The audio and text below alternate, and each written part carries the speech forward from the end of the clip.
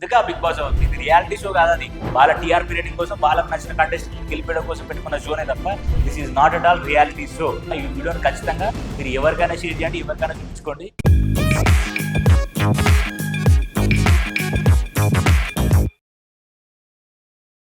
Hi friends, మనం big boss చూస్తున్నాం. సోమవారం రోజు నామినేషన్ జరిగినాయి. నామినేషన్లో అసలు ఏమైంది, నిజంగా ఇంకా గ్రూప్ గేమ్ అనేది నడుస్తుందా, లేకపోతే ఎవరిని కావాలని టార్గెట్ చేస్తున్నారు, అసలు బిగ్ బాస్ ఎడిట్ చేసేది ఎవరు, ఎవరిని గెలిపించడానికి ఈ బిగ్ బాస్ పెట్టిరు అనేది నాకు సీరియస్గా అర్థం కావట్లే.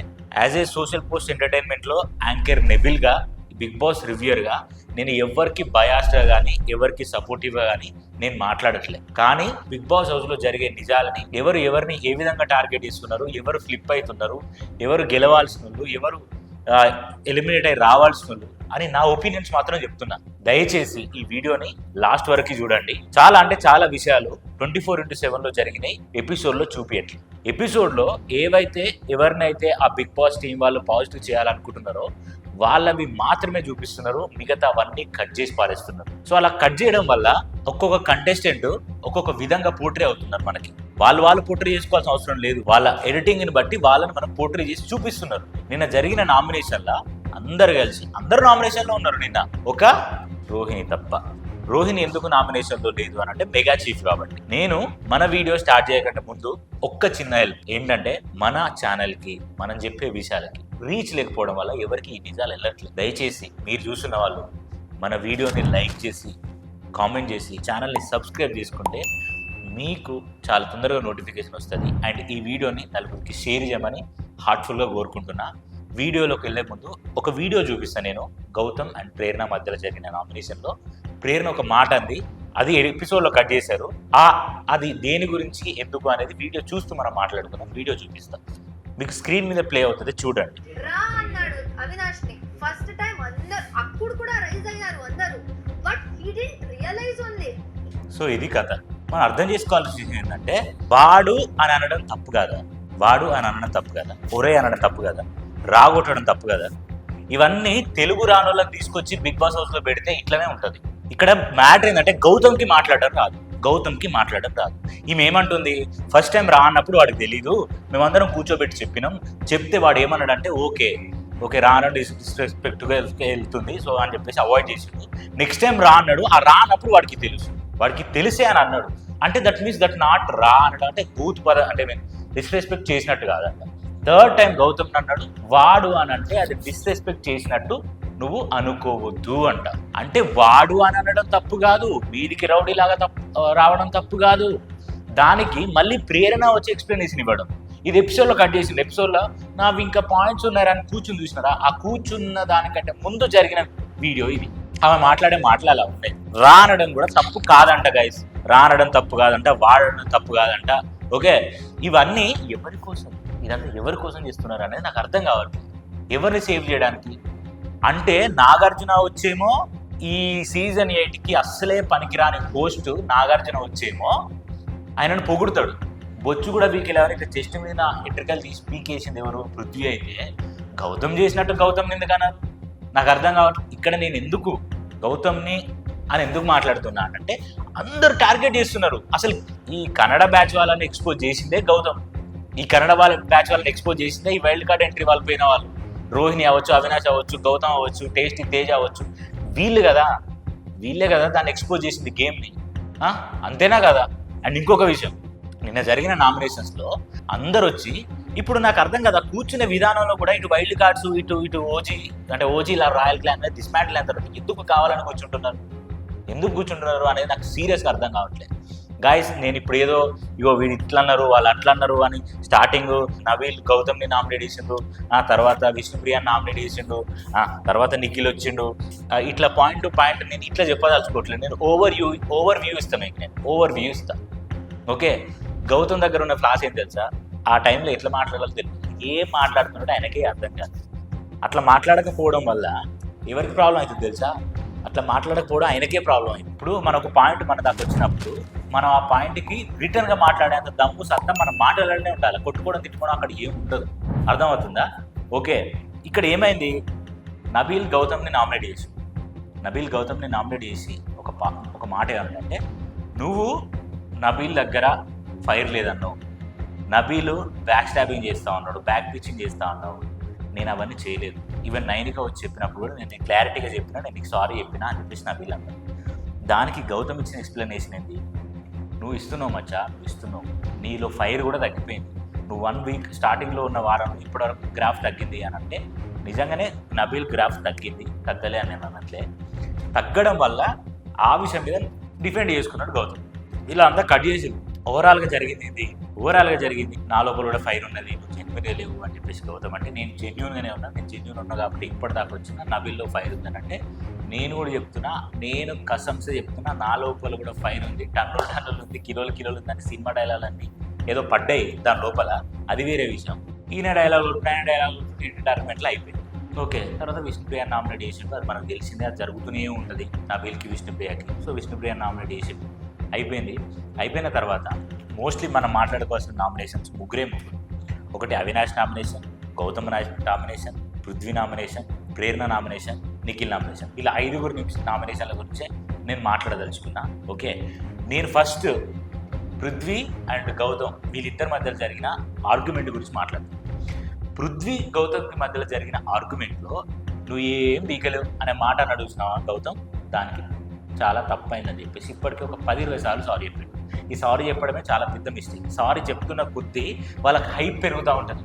చాలా చీప్గా, చాలా యారగెంట్గా, చాలా యాక్టివ్గా, చాలా బలుపుగా, మదమెక్కిన బలుపుతోని ఎట్లా ట్రీట్ చేయాలో అట్లా ట్రీట్ చేస్తున్నారు మనుషుల్ని. అవినాష్ని కావచ్చు, టేస్టీ తేజని కావచ్చు, గౌతమ్ని కావచ్చు, నిఖిల్, పృథ్వీ, విష్ణుప్రియ వీళ్ళు చాలా చీప్గా చూస్తున్నారు వాళ్ళని. మీరు చూస్తే మీకు 24/7 చూస్తే అర్థమయ్యేది తెలుసా. ఇంకొక విషయం, అవినాష్ నువ్వు నిలబడితే నేను నామినేట్ చేస్తా, నామినేషన్ ప్రక్రియలో నువ్వు నిలబడాలి అని అంటే ఎంత దారుణమైన కథ చేసింది తెలుసా. అది కూడా నేను వీడియో చూపిస్తాను. ఇప్పుడు వీడియో చూసిన తర్వాత దాని గురించి మళ్ళీ మాట్లాడు. వీడియో చూడండి. నిల్చొని మాట్లాడు. ఎందుకు బ్రో? బిగ్ బాస్ ప్రక్రియలో నిల్చొని మాట్లాడితే నేను నామినేషన్ చేస్తాను బిగ్ బాస్, లేకపోతే చేయండి. మీరే చెప్పారు చాలా సార్లు నిల్చోవాలి. బిగ్ బాస్ మీరు చెప్తే నిల్చోడు. చెప్పండి బిగ్ బాస్, నామినేషన్ ప్రక్రియ నామినేట్ చేసే వాళ్ళు, నామినేట్ చేసిన వాళ్ళు ఇద్దరు నిల్చోవాలి. చూసిరు కదా వీడియో. ఈగోయిస్టిక్, ఎంత ఓవర్ యాక్షన్, ఎంత బలుపు ఉంటే నేనుంటే మాత్రం ఒక్కొక్కడి బలుపులు బలగొట్టుకుంది. నేను సీదా కొట్టి నన్ను బయటికి పంపండి, నేను ఉండను ఇక్కడ అని అన్నట్టు. నేను అంత యారగెంట్ బిహేవియర్ వాళ్ళది, అంత యారగెంట్ బిహేవియర్. అసలు మీరు ఎట్లా ఓట్లు వేస్తున్నారో అర్థం కావట్లేదు. అంటే ఇప్పుడు పక్కన ఒక మనల్ని ప్రేజ్ చేసే అమ్మాయి ఉంది, విష్ణుప్రియ ఉన్నది. ఇక విష్ణుప్రియ ఉన్నది మనోడిని ఇచ్చేస్తుంది, ఆయన హీరోలా ఫీల్ అవుతుండు. వీళ్ళు హీరోయిన్స్ లా ఫీల్ అయ్యి ఇలాంటి యాటిట్యూడా, లేకపోతే ఇలాంటి నవ్వులా, ఇలాంటి వెక్కిరి నవ్వులా? వాళ్ళు మనుషులు కాదా? వాళ్ళని ఎందుకు అట్లా ట్రీట్ చేస్తున్నారంటే వీళ్ళు తిడుతుంటే వాళ్ళు పడడానికి వెళ్ళి బిగ్ బాస్ హౌస్కి. బిగ్ బాస్ ఏం చేస్తుంది అసలు? బిగ్ బాస్ హోస్ట్ పనికిరాడు, ఆ బిగ్ బాస్ టీము పనికిరాదు. ఆ హౌస్లో ఉన్న వాళ్ళు కే బ్యాచ్ అని పెట్టి, తెలుగు బ్యాచ్ అని పెట్టి క్రియేట్ అవ్వడం కాదు, అది నిజంగా జరుగుతుంది. ఇప్పుడు నామినేషన్ ధోరణి అంటే ఆ ధోరణి అంటే ఏంటో అర్థం కాదు, తెలుగు పదాలు అర్థం కాదు, రా అంటే తిట్టినట్టు అర్థం కాదు, వాడంటే తిట్టు పదం, అది డిస్రెస్పెక్ట్ అని అర్థం కాదు. వాడు అనడం, రా అనడం అసలు డిస్రెస్పెక్ట్ కాదు. అసలు నేను తప్పే చేయలేదు, నేను మాట్లాడింది నిజమే అని ప్రూవ్ చేసుకోవడానికి ట్రై చేస్తున్నారు వాళ్ళంతా. దాన్ని నిజంగానే పోర్ట్రే చేయడానికి ట్రై చేస్తున్నారు. ప్రేరణ వచ్చి ఏదో ఒక ఎగ్జాంపుల్ చెప్పి దానికి ఇంకా అగ్నికి ఆద్యం పోసినట్టు కాకుండా దాన్ని చల్లార్చినట్టు ఈ గౌతమే బ్యాడ్ అయినట్టు పోర్ట్రే చేయడానికి వీళ్ళు ట్రై చేసుకుంటూ, నువ్వు పోర్ట్రే చేస్తున్నావు, నువ్వు ఇది చేస్తున్నావు, నువ్వు అది చేస్తున్నావు అని చెప్పేసి గౌతమ్ మీద పడ్డారు. నేను ఒకటే గాయస్, తెలుగోళ్ళు కన్నడ వాళ్ళు అనే ఆలోచన నాకు అస్సలు లేకుండే, అంత సిక్ మైండ్ సెట్ నాకు కానే కాదు. కానీ చూస్తుంటే వీళ్ళు గ్రూప్ గేమ్ ఆడుతున్నారు అని చెప్పేసి వాళ్ళ అమ్మా నాన్న వాళ్ళ ఇంట్లో లేదు చెప్పినా వీళ్ళకి ఫరక్ పడలేదు. వాళ్ళ కాకుండా ఇంకా పోయిన కంటెస్టెంట్స్ సపోర్ట్ ఇవ్వచ్చు వాళ్ళు చెప్పినా వీళ్ళకి అర్థం కాలే. హోస్ట్ నాగార్జున ముందు ఉంటే హోస్ట్కి చెప్తే హోస్ట్కి అర్థం కాలే. మొన్నొచ్చి ఇంకా వీళ్ళతోని, ఇప్పుడు గౌతమ్తోని, రోహిణితోని, అవినాష్తోని ఇట్లా అంటాడు. ఒకటేసారి ఇట్లా ఫేస్ తీసినట్టునే కాదు పృథ్వీ, కోపం తగ్గించుకోవాలి కదా, నిఖిల్ బాగుంది ఆట, ప్రేరణ ఫెంటాస్టిక్ అంటే ఎవరిని నువ్వు హోస్టువా లేకపోతే వేస్టువా నాకు ఏం అర్థం కావట్లేదు. హోస్టువా వేస్టువా అని నాకు సీరియస్గా అర్థం కావట్లేదు. అన్నీ జరుగుతున్న కొద్దీ ఇంకా వీళ్ళనే ప్లేస్ చేస్తున్నారు తప్ప అక్కడ ఏం జరగట్లేదు గాయస్. చాలా అంటే చాలా దారుణమైన ఎడిటింగ్ ప్యాటర్న్ నడుస్తుంది. ఇప్పుడు నేను చూపించిన కదా ప్రేరణ వీడియో, మీకు ఏం అర్థమైంది? రానడం తప్పు కాదు, అంటే తెలుసు వాడికి రానడం తప్పు కాదు. ఆ టైంలో రాని వాడడం ఏంటంటే ఫ్రెండ్లీగా వాడుతున్నాడు. ఆ ఫ్రెండ్లీగా వాడడం అనేది నువ్వే దాన్ని సెన్సిబుల్గా ఫీల్ అవుతున్నాయి తప్ప అది కోపం కాదంట, అది డిస్రెస్పెక్ట్ కాదంట. నువ్వు లేస్తేనే నేను నామినేషన్ చేస్తాను అవినాష్ అంటే బిగ్ బాస్ చెప్తే నేను లేస్తా అని అన్నాడు. బిగ్ బాస్ చెప్తే నేను లేస్తా అని అక్కడ నుంచి లేచిపోయి షూలు తెచ్చుకొని కూర్చొని అవునా రోహిణి ఇంకా ఇంకా ఓకే ఇంకేమన్నాడు అవునా అనుకుంటూ ఉండి ఉండి ఉండి మినిమం 2-3 minutes తర్వాత లేచి నిలబడు. అంటే ఎంత కొవ్వెక్కిన మైండ్ సెట్ అది, ఎంత బలుపుంటే అట్లా చేయాలి, బరాబర్ మాట్లాడదు, ఎంత బలుపుంటే అట్లా చేయాలి. నేను ఉంటే మాత్రం నీకు తెలుగు రావట్లేదు, నీకు నేను మాట్లాడే నీకు అర్థం కావట్లేదు. నువ్వు ఇక్కడ పుట్టలేగా మచ్చా, నువ్వు తెలుగు కాదు కదా నీ లాంగ్వేజ్. నేను ఆర్టిస్టే నువ్వు ఆర్టిస్టే, మనం ఒక దాంట్లో పనిచేస్తున్నాం కావచ్చు, బట్ నీకు లాంగ్వేజ్ అర్థం కావట్లేదు కదా మచ్చా. ఎందుకంటే నీకు లాంగ్వేజ్ రాదు మచ్చా, నీకు కన్నడ మా తెలుగు. మా తెలుగు దాంట్లోకి వచ్చి మా మాట్లాడటం కాకుండా మళ్ళీ డిస్రెస్పెక్ట్ చేసుకుంటా, మమ్మల్ని నాగమామం చేసుకుంటా, మళ్ళీ మా మీదకి సీరియస్ అయితే ఇక్కడ ఎవ్వరు చూడదు మచ్చా. దయచేసి బిగ్ బాస్ నేను ఉండదలుచుకోను, నేను వెళ్ళిపోతా, పంపండి. పోస్ట్ని పిలిపిస్తారా, మీరు ఏం చేస్తారో తెలియదు. I don't want be in this Bigg Boss house.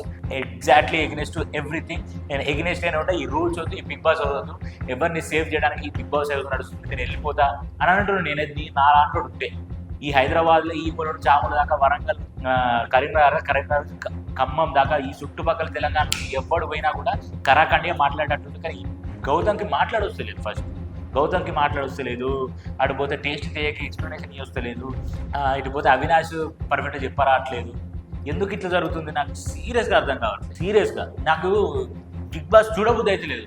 అరే నీ అమ్మ ఇంత అన్యాయం జరుగుతుంది, ఇంత అన్యాయంగా వాళ్ళనే తప్పులు చేసిన వాళ్ళని నో అని చెప్పిన వాళ్ళు. ఇప్పుడు నో అని చెప్పింది ఎంతమందికి నో చెప్పలే, ఇంతమంది నో చెప్పలే. నిఖిల్కి స్టార్టింగ్ నుంచి ప్రతిసారి నామినేట్ చేసిండా, పృథ్వీ నామినేట్ చేసిండా, యశ్మిన్ నామినేట్ చేసిండా, ఎందుకు చేస్తలేడు? ఇప్పుడు ఏదో సేఫ్గా ప్రేరణ నామినేట్ చేస్తున్నాడు. ఈ ఫేస్డ్ మాస్క్లు వేసుకొని ఫేస్కి, ఫిల్టర్స్ వేసుకొని ఫేస్కి ఆ క్యారెక్టర్స్ని, యాటిట్యూడ్స్ని, పర్సనాలిటీస్ అన్ని దాచిపెట్టి ఏదో వాళ్ళ తోపులాగా ఫీల్ అవుతున్న కొద్దీ మీరు ఎట్లా ఓటేస్తున్నారు, మీరు ఎట్లా ఓటేసి వాళ్ళని ఇంకా హౌస్లో ఉంచుతున్నారు. 10 వారాలు నేను సస్టైన్ అంటే నా యాటిట్యూడ్ నచ్చి, నా ఆరోగ్యన్స్ నచ్చి, నేను ఉండే విధానం నచ్చి నాకు ఓట్లు వేస్తున్నారు, నేనే తోపును, నేను ఇట్లా వేస్తే నడుస్తుంది అని ఈ థాట్లో ఉన్నాడు. కాబట్టి పృథ్వీ ఇంకా సస్టైన్ అవుతున్నారు, మీరు ఓట్లు వేస్తున్నారు. ఎందుకు ఓట్లు వేస్తున్నారు?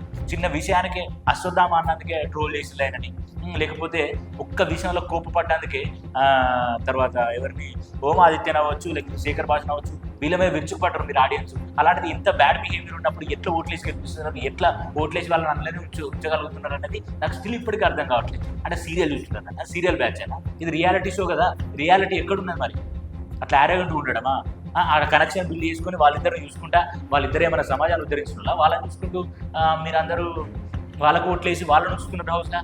ఏ విధంగా ఉంచుతున్నారో నాకు అర్థం కావట్లేదు. ఒకసారి మీరు టెస్ట్ చేసుకోండి. ఒకసారి మీరే ఆరోగెన్స్ బిహేవియర్ అవ్వచ్చు, ఆ మాట్లాడే విధానం అవ్వచ్చు, ఆ చులకన చేసి చూసే విధానం అవ్వచ్చు, ఆ మీది పోయి రౌడీజం చేసే విధానం అవ్వచ్చు, ఇవన్నీ ఒకసారి చూసి మీరు డిసైడ్ అవ్వండి. అర్థమవుతుందా? ఇట్లా చేయకుండా వీళ్ళు తప్పు, వాళ్ళు తప్పు, అదే సూపరు, వాళ్ళు చేసేది రైటు అనుకొని ఓట్లు వేసేంత మూర్ఖులు మీరైతే ఓట్లు వేయడం మానేయండి. లేకపోతే కంప్లీట్గా బిగ్ బాస్ బయాస్ అని చెప్పేసి మీరే ఒకసారి డిసైడ్ చేసి మేము వీళ్ళకి సపోర్ట్ ఇస్తాను ఆడియన్స్గా మీరు కామెంట్లోనే పెట్టండి. మరి లేకపోతే ఎందుకు ఇదంతా నాకు అర్థం కాదు. ఓ పద్ధతి లేదు, పాడలేదు బిగ్ బాస్ హౌస్లో. ఓ హోస్ట్ పనికిరాడు, కంటెస్టెంట్లను బ్యాడ్ చేస్తారు. ఇందుకా బిగ్ బాస్ హౌస్? ఇది రియాలిటీ షో కాదు. అది వాళ్ళ టీఆర్పీ రేటింగ్ కోసం, వాళ్ళకి నచ్చిన కంటెస్టెంట్ని గెలిపేయడం కోసం పెట్టుకున్న షోనే తప్ప this is not at all reality show. అర్థమవుతుందా? ఈ వీడియోని ఖచ్చితంగా మీరు ఎవరికైనా షేర్ చేయండి, ఎవరికైనా చూపించుకోండి. మీరు ఒకవేళ నేను చెప్పిన పాయింట్ మీకు నచ్చితే వీడియోని ఖచ్చితంగా షేర్ చేయండి. మీ ఒపీనియన్స్ కింద కామెంట్లో పెట్టండి. వీడియోని చూసిన వాళ్ళు దయచేసి సబ్స్క్రైబ్ చేయండి. రీచ్ లేదు, రీచ్ ఉంటే 100 మాట్లాడేవాళ్ళం. మా సోదరెడ్డి వాళ్ళ లెక్క మనం మాట్లాడాలనుకుంటే ఎన్ని మాట్లాడినా కూడా రీచ్ లేకపోయే వల్ల ఈ బాధ అవుతుంది. సో దయచేసి మీరు అర్థం చేసుకొని ఛానల్ని సపోర్ట్ చేయండి. మనం నిజాలు మాట్లాడదాం. ఇంకా 2-3 వారాలు ఉంది. 2 వారాలలో జరిగే విషయాలు ప్రతి ఒక్కటి ఇలానే మాట్లాడతాం, ఇలానే కోపంగా మాట్లాడతా, ఇలానే నిజాలు మాట్లాడతా. నేను ఛానల్ని సబ్స్క్రైబ్ చేసుకుని సపోర్ట్ చేస్తారని ఎక్స్పెక్ట్ చేస్తున్నా. మరొక వీడియోతో మళ్ళీ ముందుకు వస్తే అంతవరకు సైనింగ్ ఆఫ్. Bye bye.